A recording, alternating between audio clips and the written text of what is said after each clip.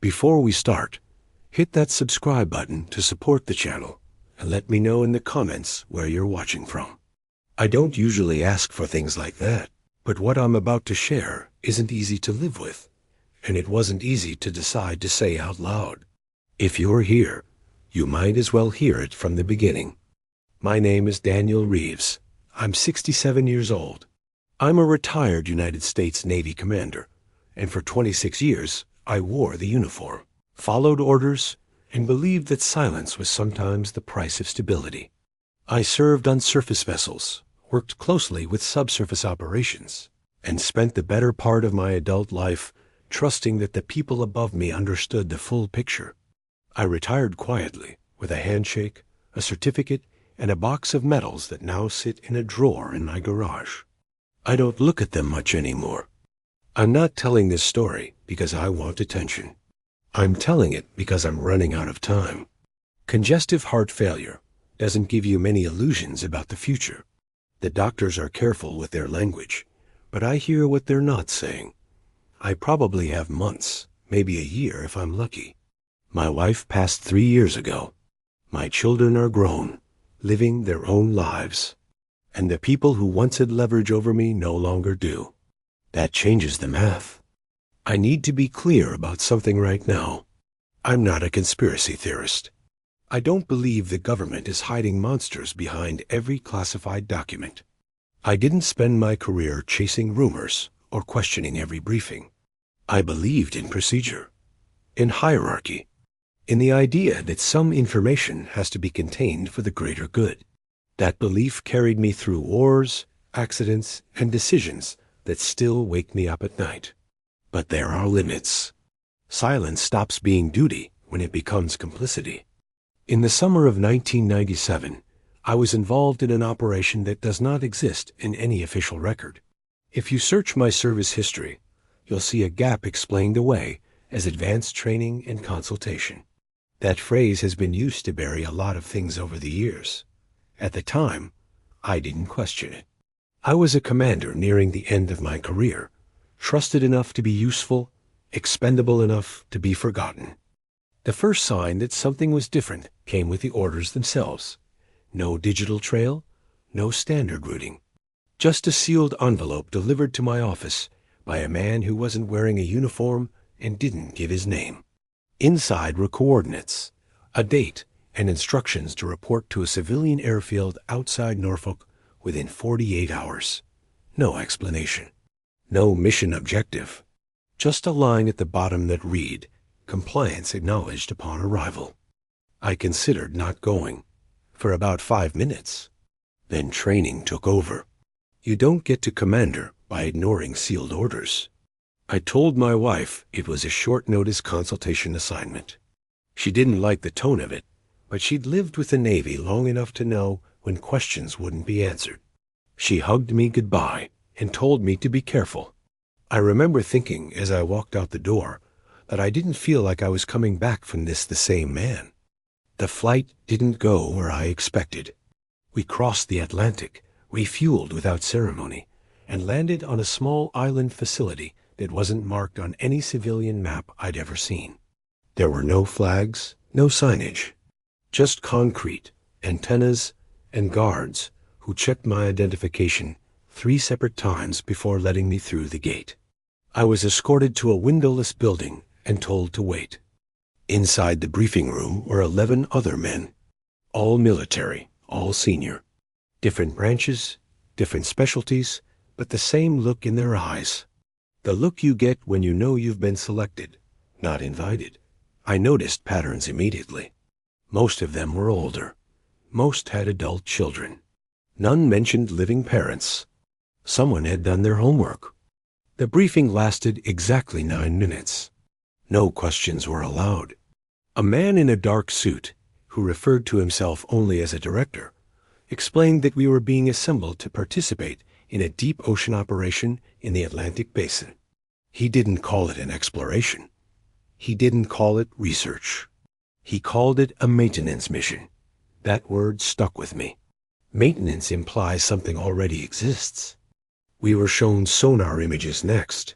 Not photographs, not video. Data, clean, geometric returns from depths where the ocean floor should have been empty and irregular. Vertical structures, repeating patterns. The director let the images hang on the screen just long enough for disbelief to turn into something colder. Recognition. What you are about to support, he said, is classified beyond standard protocols. This information is compartmentalized for reasons that will become clear. You are here because your experience and your personal circumstances made you suitable. Declining is not recommended. That was the closest he came to a threat. The real message came afterward, when we were handed documents to sign. They weren't standard non-disclosure agreements. They were contracts written in careful language, dense with legal phrasing and contingencies. Each one included an appendix, names, addresses, schools, schedules, spouses, children, grandchildren. They never said what would happen if we talked. They didn't have to. I signed. So did everyone else. We were issued small biometric devices and instructed to wear them at all times during the operation. Officially, they monitored vital signs. Unofficially, they ensured compliance. If something went wrong, help would be dispatched. That's how it was phrased. Help is a flexible word. That night, alone in a barracks that felt more like a holding cell, I realized something I should have understood earlier. This mission wasn't about discovery. You don't assemble a group like this to find something new. You do it to verify, to observe, and to remind. Whatever waited for us below the Atlantic Ocean was not unknown. It was managed. I lay awake for hours, staring at the ceiling, listening to the distant hum of generators and the ocean beyond them. I thought about my wife, about the life I built on the assumption that the world was mostly understood, mostly mapped, mostly under control. By the time the lights came on and we were told to move out, I already knew one thing with absolute certainty. If we were being sent this deep, this quietly, it was because something down there had never stopped watching us. And it was time we checked in again. Morning came without ceremony. No alarms, no shouted commands. Just a quiet knock and an instruction to assemble. We were moved through corridors that all looked the same, past doors without labels, until we reached a staging area overlooking the airstrip. Outside, a gray aircraft waited with its engines already turning. No markings, no tail number. The kind of plane that exists to be forgotten. As we boarded, I felt the first real weight of what I'd agreed to. This wasn't excitement or fear in the usual sense. It was the understanding that the rules I'd lived by were about to change. In the Navy, risk is calculated. Procedures exist to contain chaos. What unsettled me was the absence of explanation. We weren't being prepared. We were being delivered. During the flight, no one spoke much. A few men exchanged nods, the kind that acknowledge shared experience without inviting conversation. I took stock of them the way officers do under stress. A sonar specialist with 30 years in. A marine geologist whose academic work I vaguely recognized. A communications officer whose hands never stopped moving, as if tapping out messages no one else could hear. None of them looked surprised. That worried me more than panic would have. Halfway through the flight, one of the suited men moved down the aisle and reminded us to review the material in our folders. Inside mine were profiles of the other 11 men. Service records, commendations, medical histories. It wasn't subtle. They wanted us to understand how thoroughly we'd been evaluated, how replaceable we were, how contained our lives had been made. There was also a single page marked context. It didn't explain the mission. It explained the consequences. It outlined prior incidents, vaguely described as breaches of protocol, and the outcomes that followed. Careers ended. Reputations collapsed.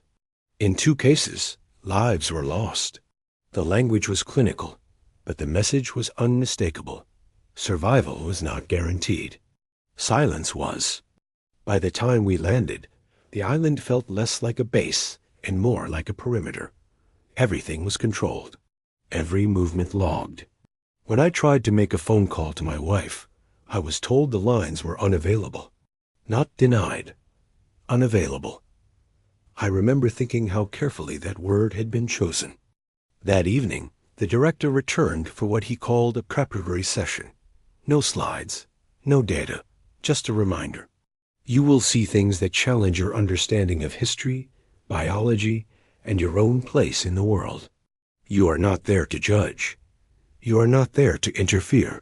You are there to observe and return. That is all. Someone asked what would happen if something went wrong. The director smiled thinly and said that contingencies were in place. He didn't elaborate. He didn't need to. Sleep didn't come easily. I kept replaying the sonar images in my head, the clean lines, the impossible symmetry, the implication that something vast and deliberate had been built where we'd been taught there was nothing. I'd spent years briefing junior officers on the importance of understanding terrain, of knowing your environment. That night, I realized how little of the planet we actually knew. In the weeks and months that followed the mission, 3 of the men in that room would be gone. 1 official suicide. 1 single vehicle accident on a clear road. 1 medical emergency that made no sense given his last physical. At the time, I accepted the explanations because accepting them was easier than questioning the pattern. It's only now, looking back, that the shape of it becomes clear. The biometric device on my wrist pulsed softly as I lay there, a reminder that even my heartbeat was being observed. I wondered how many years it would be before I stopped feeling it, before the monitoring faded into the background of my life. I didn't yet understand that it never would. Just before dawn, as the first hint of light crept into the narrow slit of window near the ceiling, an announcement came over the intercom. We would deploy within the hour. Final checks were underway. There was no turning back. I stood, straightened my uniform, and felt the familiar tightening in my chest that came before every major operation. The difference this time was the absence of a defined enemy. No opposing force, no battlefield. Just depth, silence, and the knowledge that whatever waited below the Atlantic Ocean had been there long before we ever learned to sail. That was the moment I understood the truth of it. We weren't being sent to explore the unknown. We were being sent to remember our place.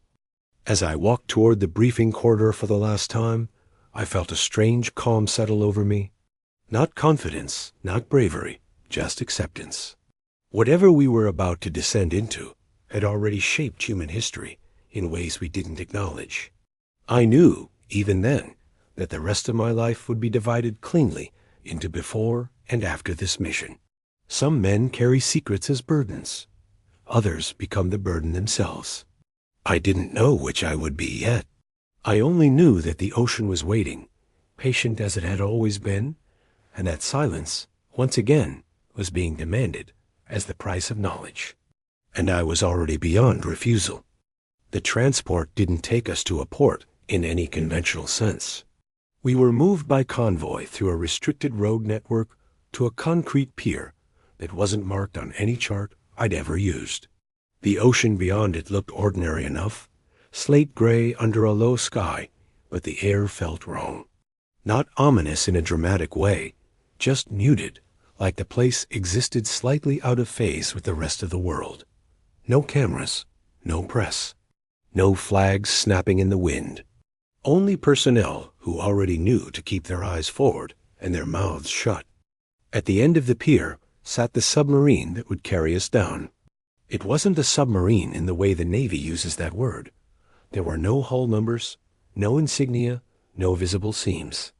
The surface was a uniform matte black that absorbed light instead of reflecting it, making the craft hard to focus on, even when standing close. Its profile was wrong, too smooth, too continuous. Where most submarines telegraph their purpose through angles and protrusions, this one looked grown rather than built, as if hydrodynamics had dictated every curve without compromise. I'd spent decades around naval hardware, and my first instinct was that someone had skipped steps. No welds meant no weak points, but it also meant no access. I ran my hand along the hull as we approached the hatch. It was warm. Not heated, not sun-warmed, but uniformly warm, like skin holding a steady temperature. That detail stayed with me longer than any technical anomaly. The hatch opened without a sound. Inside, the lighting was soft and indirect, casting no hard shadows. The corridors were wider than standard, the ceilings higher. There was no sense of compression, no reminder that we were entering a pressure vessel designed to keep death at bay. Everything about the interior suggested confidence, the kind that comes from knowing failure isn't an option. The crew who met us wore Navy uniforms stripped of identifying markers. No name tapes, no rank insignia. Even their boots were unmarked. They spoke only when necessary and answered questions with polite deflection. When one of our engineers asked about propulsion, he was told the system was non-acoustic and classified. When pressed, the answer didn't change. Classified. We were assigned compartments that felt more like private cabins than bunks. Each contained a small desk, a storage unit, and a recessed display panel that activated when approached. No switches, no buttons. The system responded to presence, not command. I tested it experimentally, stepping back and forward again. It reacted instantly, adjusting brightness and content without lag. Someone had thought carefully about how humans behave in confined spaces. Before departure, we were gathered briefly in the central compartment. A captain introduced himself by rank only. He outlined the descent profile in broad terms. Continuous drop, multi-day duration, no intermediate stops. We would be operating beyond the crush depth of every conventional sub in the fleet. That fact was delivered without emphasis, as if it were incidental rather than existential. When the submarine moved, there was no vibration, no familiar hum of machinery, just a gentle sensation of acceleration that registered more in the inner ear than the body. If I hadn't been watching the depth indicators, I might not have believed we were descending at all. The ocean outside the hull darkened steadily, light surrendering to pressure mile by mile. The first day passed quietly. Meals appeared when expected, delivered through panels that opened and closed seamlessly. The food was good, too good, considering the environment. Fresh textures, balanced flavors. It felt less like rations and more like hospitality. I caught myself wondering who the intended guests were. On the second day, subtle anomalies began to surface.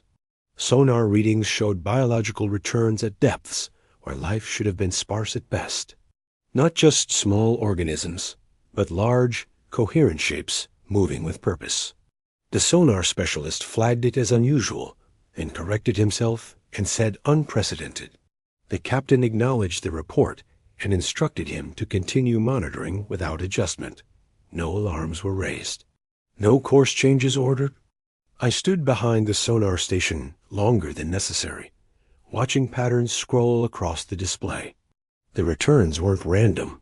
They maintained distance, matching our speed, sliding in and out of range like escorts testing formation. That word surfaced unbidden in my mind. Escort. I didn't say it out loud. Sleep became difficult, not because of noise or discomfort, but because of the awareness of descent. Every hour carried us farther from the surface, farther from the assumptions that governed ordinary life. I found myself thinking about pressure in abstract terms, tons per square inch, forces that would turn steel into scrap. The fact that we were intact, comfortable even, suggested technologies that didn't fit anywhere in my training. On the third day, the ocean outside was completely black. The lights revealed nothing but suspended particulate, drifting like snow in a void. That was when the first system interference occurred. A brief flicker across multiple displays, resolved almost immediately. The engineering team ran diagnostics and found nothing out of tolerance. No power fluctuation. No external impact. The captain logged it and moved on. Conversations grew shorter. People retreated into themselves, conserving energy, attention, something harder to define. The communications officer spent hours staring at signal analysis readouts, adjusting parameters that didn't seem to need adjustment. When I asked him what he was seeing, he hesitated, then said the background noise wasn't noise. It had structure, repetition, intent. By the fourth day, we were deep enough that numbers stopped meaning much. Depth readouts crossed thresholds I'd only ever seen in theoretical discussions. The submarine handled it without complaint. No groans from the hull. No creaks. Just steady descent through an environment that should not have tolerated our presence. That was when the second interference hit. Stronger this time. Displays went dark for a full second, then returned showing unfamiliar symbols layered briefly over standard data. Geometric forms rotating in ways that made my eyes ache. Before anyone could react, they were gone. The captain ordered a full systems check. Everything reported nominal. No one laughed it off. No one suggested hallucination. We all knew the difference between equipment failure and intrusion. Whatever had touched our systems had done so deliberately, then withdrawn. A test. A greeting. I felt the first true edge of fear then, sharp and focused. Later that cycle, the sonar specialist called me over quietly. He had isolated a set of returns below us that formed a perfect grid, not a natural pattern. Spacing measured in exact intervals, extending beyond the limits of our array. Towers, he said, though he didn't know why that word felt right. He hadn't told the captain yet. He wanted a second set of eyes. I stared at the display, feeling the weight of it settle in my chest. Maintenance mission. Agreement. Patterns like architecture hidden under miles of water. The realization wasn't explosive. It was heavy, sinking. This wasn't a descent into the unknown. It was an approach. I thought about the documents we'd signed, the careful wording, the emphasis on observation over engagement. Someone had been here before. Many someones. Enough to know that whatever lay below responded to presence, to intrusion, to curiosity. Enough to build procedures around it. When I returned to my compartment, the biometric device pulsed again, steady and insistent. I wondered who was watching the data and what thresholds mattered to them. Heart rate spikes, stress indicators. At what point would concern become intervention? The submarine continued its silent fall, escorted by shapes we could not see and signals we could barely interpret. Above us, the surface world went on with its routines, unaware that far below, something ancient was registering our return. By the time the captain announced we would reach target depth within the next cycle, I no longer questioned whether we were expected. I questioned only whether we were welcome. The final hours of descent stretched in a way that defied the clock. Time on board became elastic, marked less by schedules than by subtle shifts in atmosphere. Lighting cooled incrementally, easing eye strain, while background systems adjusted in ways that suggested anticipation. The captain ordered all non-essential movement minimized. It wasn't framed as caution. It was framed as courtesy. The sonar feeds grew busier, not louder but denser. Returns layered atop returns, harmonizing instead of colliding. The communications officer began mapping frequencies against one another, building a lattice of data that looked less like noise and more like syntax. He didn't say language. None of us did. But the implication hung there, unspoken. At one point, a low vibration passed through the submarine, too gentle to be mechanical. It felt like pressure equalizing in a space that shouldn't have existed. Engineering confirmed no stress anomalies. The hull remained warm, constant. Outside, the particulate drift shifted direction in unison, as if a current had formed without moving water. I requested permission to review historical overlays again.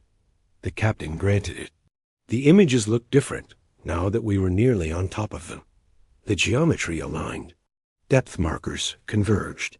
What had once been abstract shapes resolved into verticality, into scale that dwarfed our craft. It was architecture without adornment, purpose without decoration.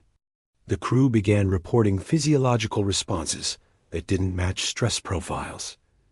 Heightened focus, suppressed appetite, a shared alertness that felt coordinated. The medical officer logged it carefully, then flagged the entry as provisional. Cause unknown. Effect undeniable. When the external cameras picked up the first reflected glow, no one spoke.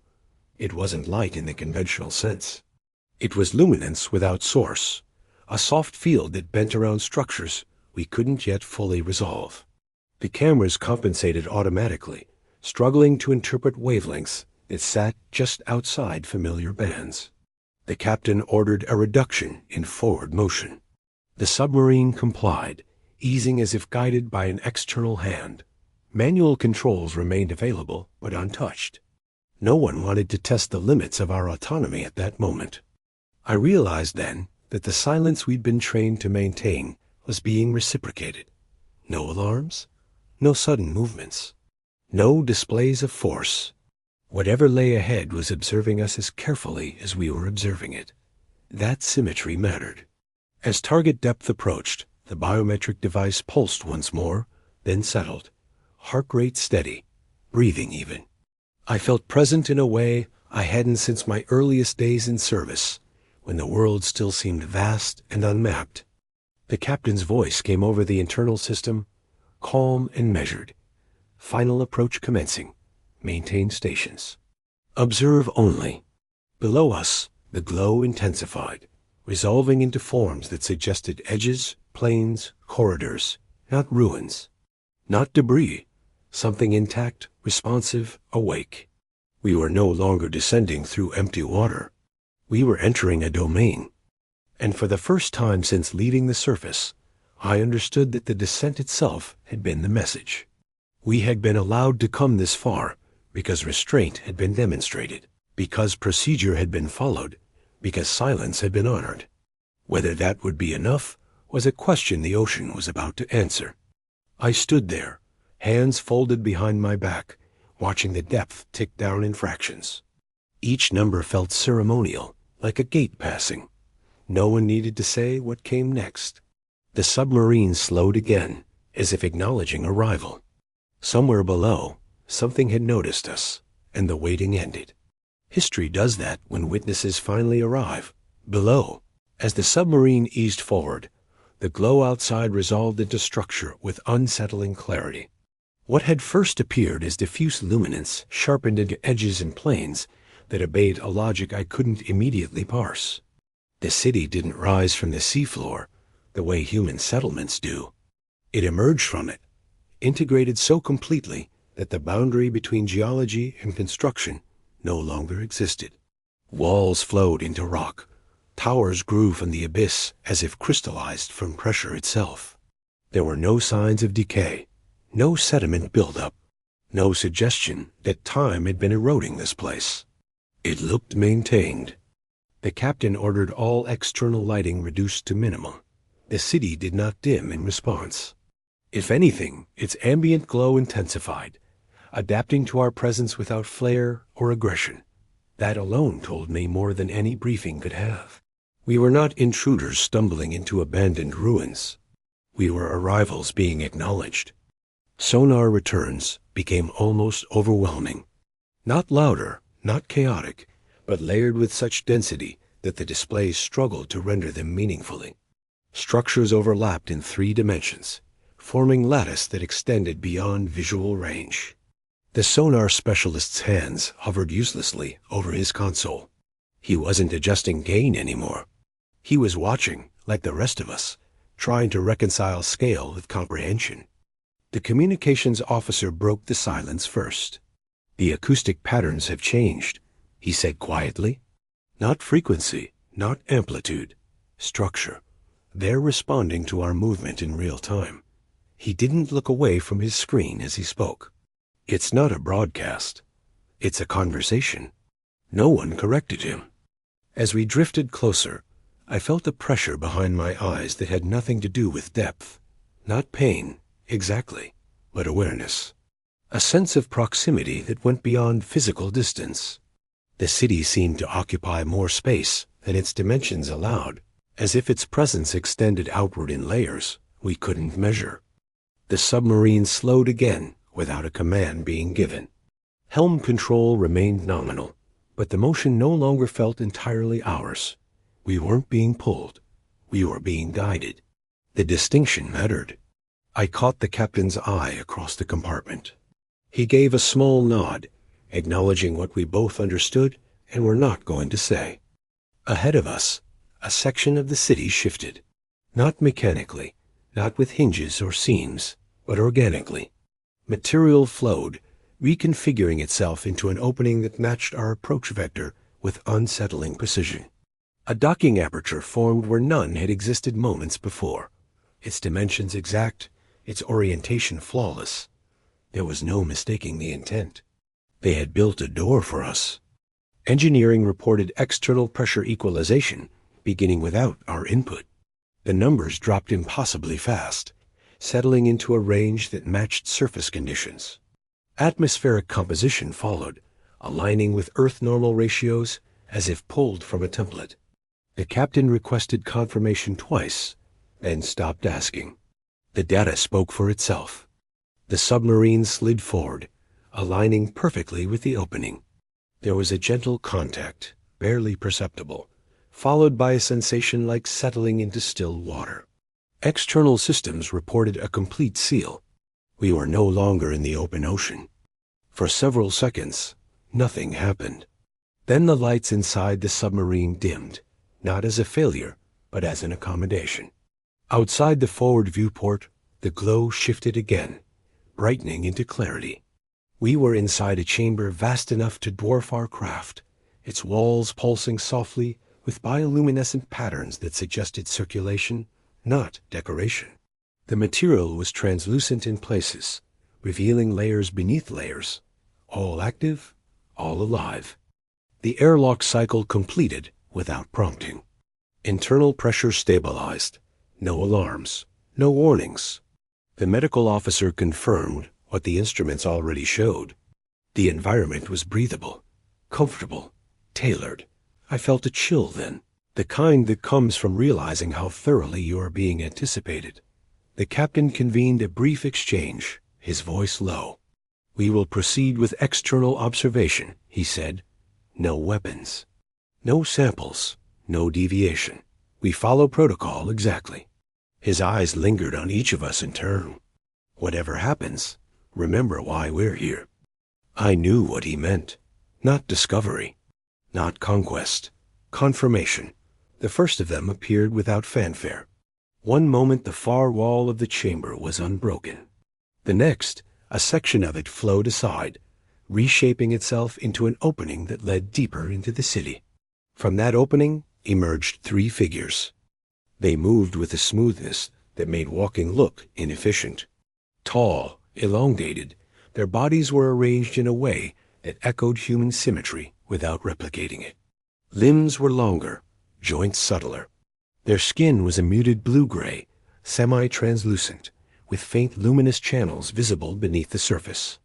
I couldn't tell where clothing ended and biology began, if such a distinction even applied.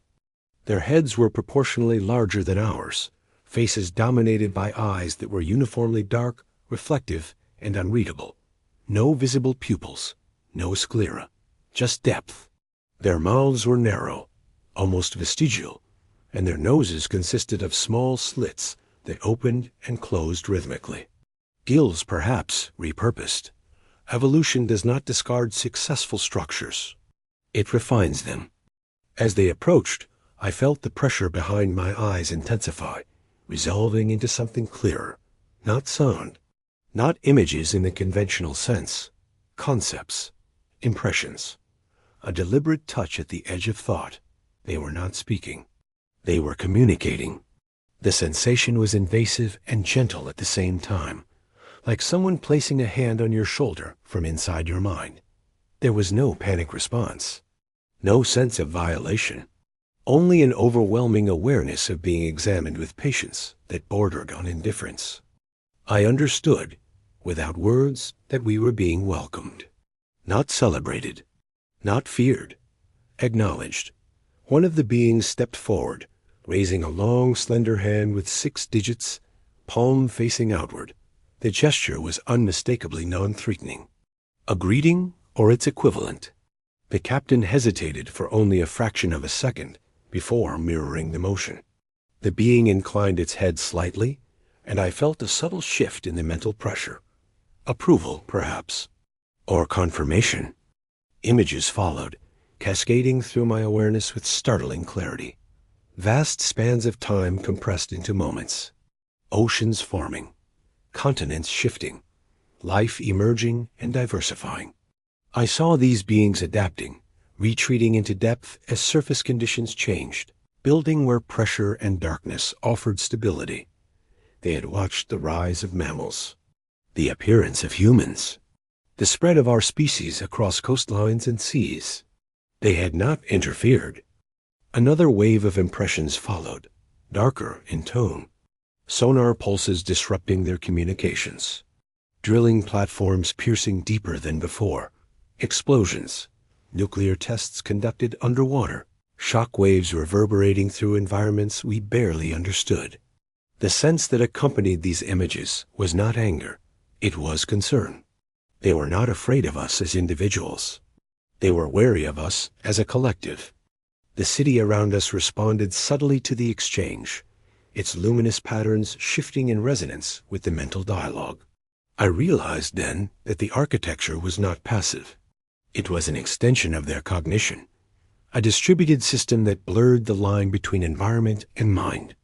Technology and biology were not separate disciplines here. They were facets of the same solution. We were guided deeper into the chamber, not physically moved, but encouraged forward by the flow of impressions. Follow, observe, understand. The captain gave a small hand signal, and we advanced together, maintaining formation without conscious coordination. The biometric devices on our wrists pulsed in unison, then settled. I wondered what the monitors topside were making of that data. As we moved, openings appeared ahead of us, corridors forming and dissolving as needed. The city reconfigured itself to accommodate our presence without effort. I glimpsed other spaces through translucent walls, larger chambers, vertical shafts extending beyond sight. Figures like the ones before us, moving with purpose, attending to tasks we couldn't begin to interpret. This was not a relic. It was a living civilization. Another sequence of impressions washed over me, this time more focused. Images of other human submarines descending in past decades. Different designs, different flags. The same careful approach, the same guided entry, the same restrained contact. We were not the first. The realization settled heavily in my chest. The beings conveyed the concept of an agreement. Not a document, not a treaty. An understanding reached through repeated contact. Boundaries established, depths designated, silence maintained. They would remain hidden. We would limit our intrusion. Coexistence through distance. The impression carried a warning without hostility. The oceans were their domain, not by conquest, but by tenure. They had been here longer than our species had existed. Their claim was not asserted. It simply was. I felt the weight of that truth, pressed down harder than the surrounding water ever could. The exchange slowed, the flow of concepts easing as if a threshold had been reached. The being who had stepped forward inclined its head again, this time accompanied by a sensation I could only interpret as expectation. We had been shown enough. Our role now was to remember. The city began to subtly shift once more, the corridors behind us reforming. The message was clear. The encounter was concluding. As we turned to return to the submarine, I took one last look at the chamber, at the living walls, and the beings who had built a world beyond our comprehension. I knew then that whatever else this mission would bring, whatever consequences waited above, the knowledge we carried back would never truly be ours to share freely. We had been allowed to see because we had been trusted to leave. And trust, I understood with chilling clarity, was not infinite. We returned to the submarine without resistance, the city reshaping itself behind us as naturally as water closing after a passing hull. The docking chamber sealed, pressure differentials equalized, and the environment that had felt so alive moments earlier faded back into controlled stillness. The airlock cycle completed on its own. No commands were issued. No systems were overridden. It was as if the city had already moved on, its attention withdrawn the moment it decided we had seen enough. Inside the submarine, the lights gradually returned to their previous levels. Displays reactivated with familiar interfaces, though I noticed subtle changes in calibration, as if the systems had been gently corrected while we were gone. Engineering ran diagnostics in silence. Everything reported nominal. Better than nominal, in some cases. Efficiency metrics that hadn't existed before were suddenly present, embedded without explanation. No one spoke for several minutes. There was nothing to say that wouldn't sound inadequate. The captain eventually ordered us to secure stations and prepare for ascent. The words felt strange in my ears.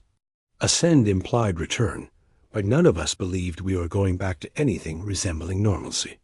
The submarine disengaged from the docking interface with a softness that bordered on affection. External cameras showed the chamber opening once more, then flowing closed as we withdrew. The city's glow dimmed, not in farewell, but in completion.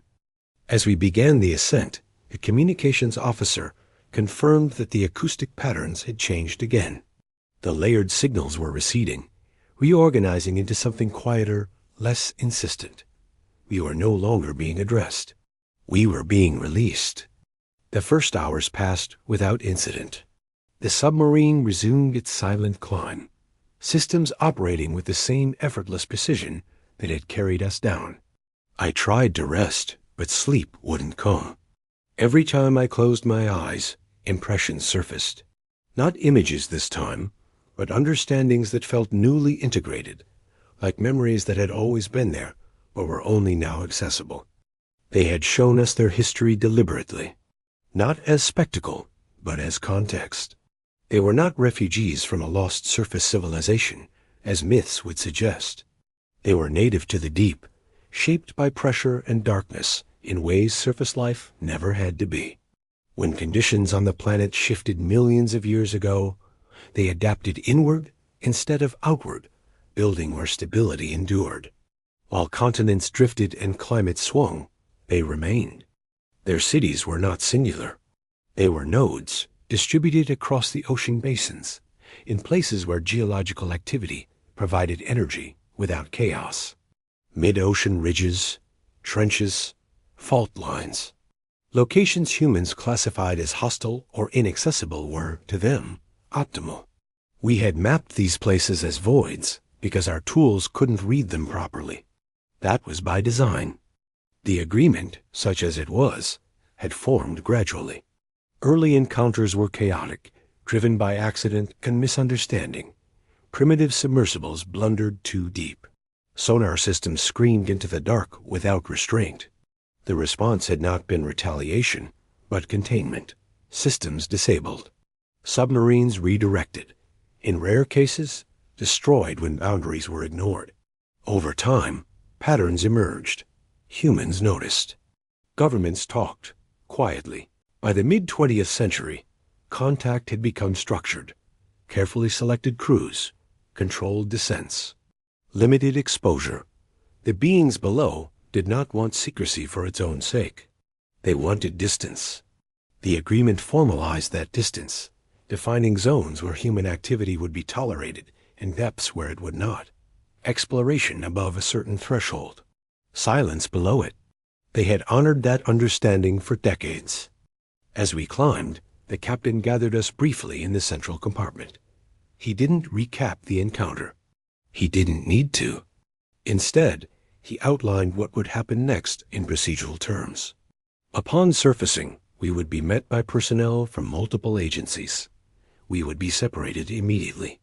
Debriefings would be conducted individually. Medical evaluations would be comprehensive. Psychological assessments mandatory. Communication with family delayed until clearance was granted. Someone asked how long clearance would take. The captain paused before answering. As long as it needs to. That was the only hint of uncertainty he allowed.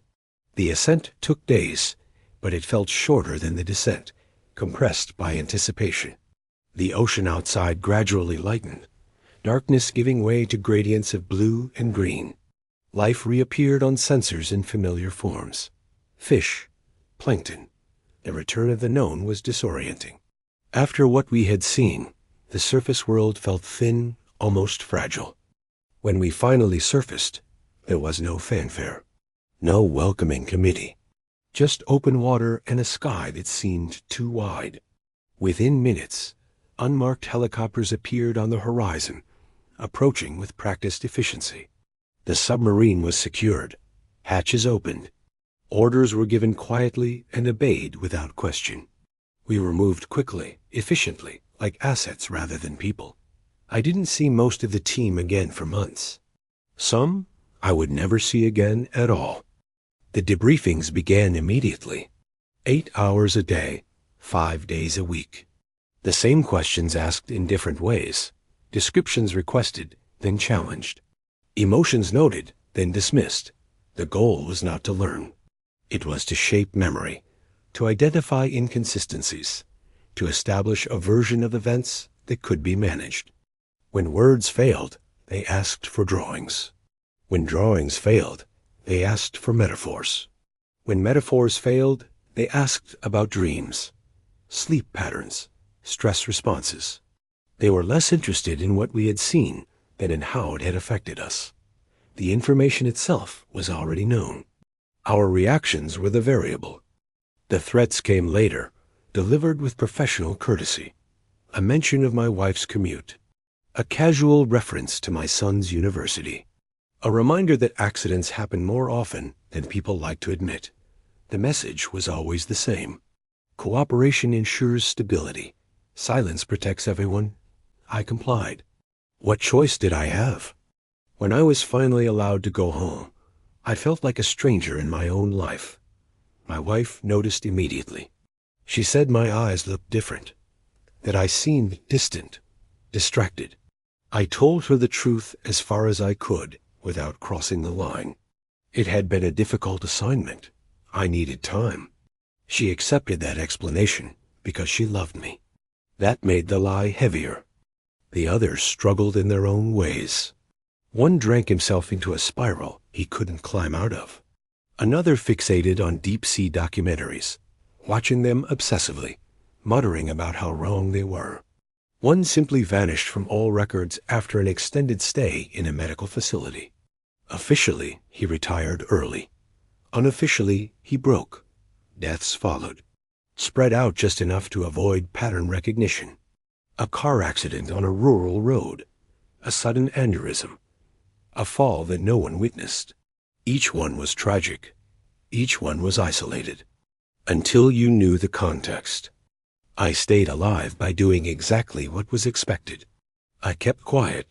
I didn't write anything down. I didn't reach out.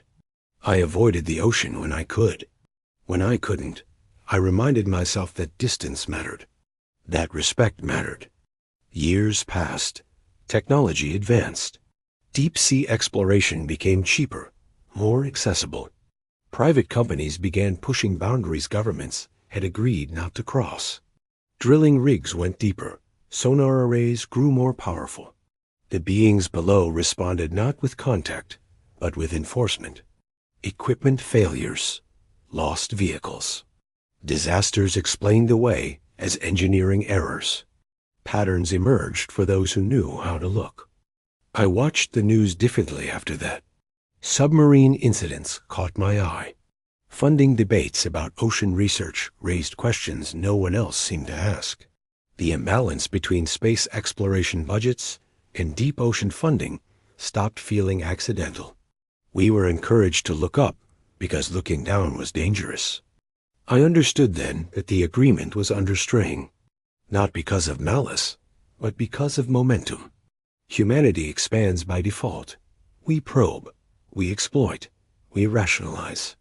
The beings below had tolerated this as long as boundaries were respected. But boundaries require awareness, and awareness requires restraint. The silence we maintained was not just for our protection. It was for theirs. As my career wound down, I was monitored less overtly, but never entirely left alone. Periodic check-ins. Subtle reminders. The biometric device eventually disappeared, replaced by something less tangible. Attention. Expectation. I carried the knowledge quietly, letting it shape my decisions in ways no one else could see. Now, years later, with my health failing and my leverage gone, the calculus has changed again. I am no longer useful as a silent asset. I am a variable, one I intend to resolve on my own terms. What we encountered below the Atlantic was not a threat in the way people fear. It was not an enemy waiting to rise. It was a civilization older than ours, more patient, and deeply invested in stability. Their restraint has been our shield. Their distance, our mercy. The agreement still holds, but it is fraying. Every new incursion, every ignored boundary, every technological leap made without consideration pushes it closer to failure. If that happens, there will be no dramatic invasion, no warning shots. Just consequences, delivered with the same quiet efficiency that guided our submarine in and out of their world. I don't know what comes next. I only know that pretending the ocean is empty is no longer an option. We are not alone beneath the waves, and we never were. The sooner we remember that, the better our chances of avoiding a reckoning we are not prepared to face. I didn't plan to speak out at the end of my life. For a long time, I assumed silence would outlive me, that whatever I carried would simply dissolve when my heart finally gave out. That was the agreement I thought I'd made, not just with the people who debriefed me, but with myself. Endure. Keep quiet. Let history remain uncomplicated. But age has a way of stripping away illusions, and illness accelerates the process. When you know the clock is running, you stop pretending that time will solve moral problems on its own. After the mission, I tried to live a normal life. I stayed in the Navy until retirement, executed my duties competently, smiled at ceremonies, attended reunions, and accepted congratulations that felt hollow. On the surface, nothing was wrong. Beneath it, everything had shifted. The ocean was no longer a backdrop to human activity. It was an occupied domain, governed by rules we barely understood and rarely respected. Every time I looked at a map, I saw boundaries no one else acknowledged. My wife noticed the change long before I admitted it to myself. She said I listened differently, like part of my attention was always somewhere else. I stopped swimming in the ocean. I stopped watching the horizon. When she asked why, I told her I'd spent enough time at sea for one lifetime. That was true, but it wasn't the whole truth. The whole truth was that the water no longer felt neutral. It felt inhabited. The years after the mission were marked by quiet losses. Men I had trusted, professionals who had held themselves together under pressure most people couldn't imagine, began to unravel in ways that were easy to dismiss individually. One drank until his liver failed. Another withdrew so completely that his family barely recognized him. A third died suddenly, officially from natural causes, though his last medical evaluation had shown nothing remotely alarming. None of these events raised alarms on their own. Together, they formed a pattern I learned not to discuss. I was contacted occasionally by people I didn't recognize, asking vague questions under the guise of wellness checks or routine follow-ups. They never referenced the mission directly. They didn't need to. Their presence was reminder enough that the silence was being monitored. I learned to answer carefully, to keep my life predictable, unremarkable. Stability was rewarded. Curiosity was not. As technology advanced, the tension I'd felt since the descent began to sharpen. Autonomous submersibles, deep-sea mining proposals, private exploration initiatives funded by people who didn't answer to governments or treaties. Each development chipped away at the margins of the agreement we'd been shown, whether its architects acknowledged it or not. Boundaries that had once been respected by necessity were now being tested by capability. Incidents followed. research submarines losing power at depth, drilling platforms suffering catastrophic failures in regions deemed geologically stable, sonar operators reporting returns that didn't behave like anything in their training manuals, only to have those reports quietly buried. Public explanations were always available. Mechanical faults, human error, statistical anomalies. The same language repeated often enough to become comforting. But comfort is not truth. I began keeping track quietly, not in a single place, not in a way that could be easily erased. Dates, locations, correlations. That only made sense if you accepted the premise that the deep ocean was actively managed by an intelligence that preferred distance but enforced limits. I never shared this collection with anyone. Even writing it down felt dangerous. Knowledge, once externalized, has a way of demanding witnesses. My faith suffered in ways I never expected.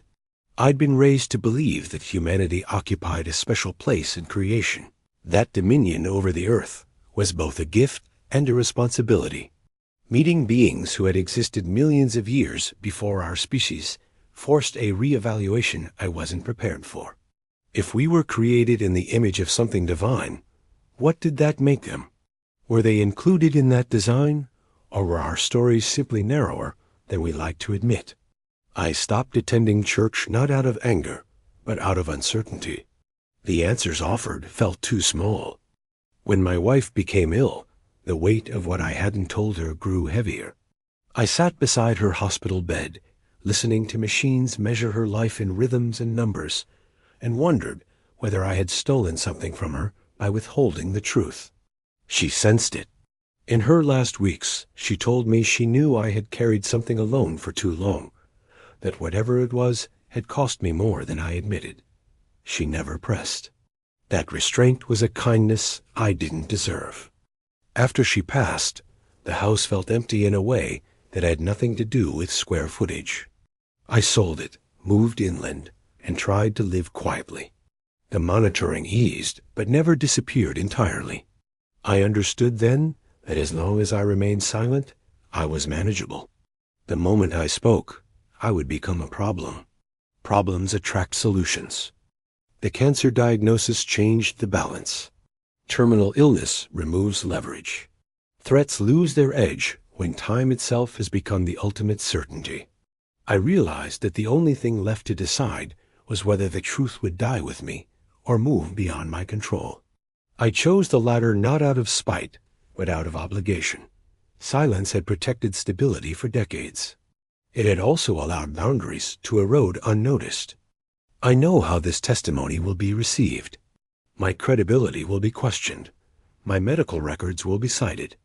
My age, my stress history, my losses will be framed as explanations for delusion. That approach has worked before. It will work again for many people. I'm not trying to convince everyone. I don't need to. Truth doesn't require consensus to exist. What matters is that the idea is no longer contained.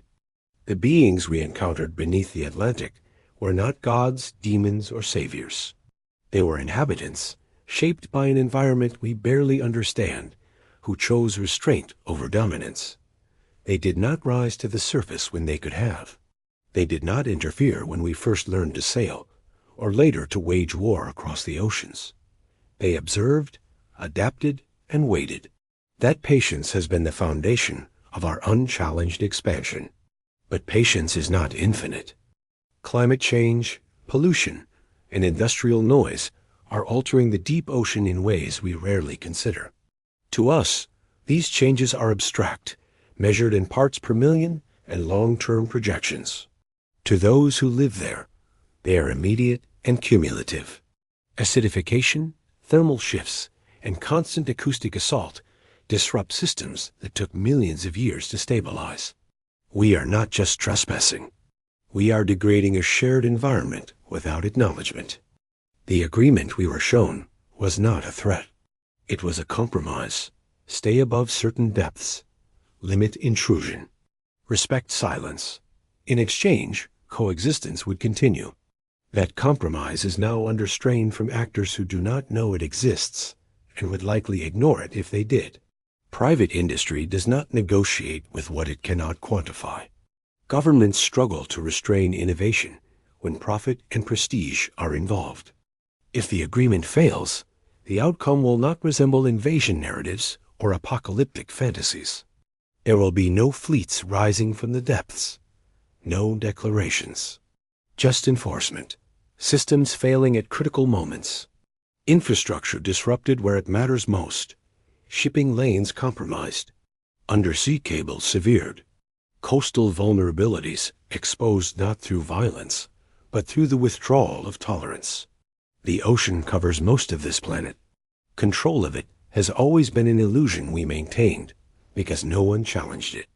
I am not asking for panic. Panic would be disastrous. I am asking for awareness, for restraint, for the recognition that exploration without humility is exploitation by another name.